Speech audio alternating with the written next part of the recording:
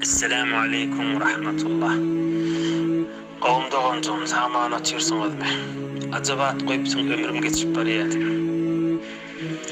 Iň gymmatly zat adamyň ömrüdir.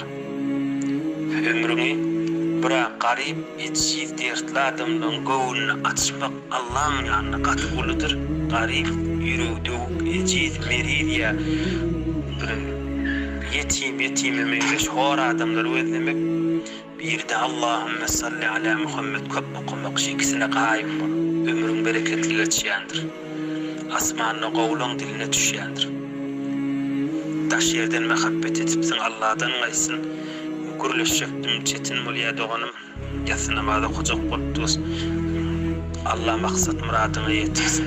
Hemme dostlaryňa köp süýji salam we hemmesine de salavat şerif köp okan diýip tapşyryk bar. Hoş doganjyň gijaňy bir hadmen doga çiňler.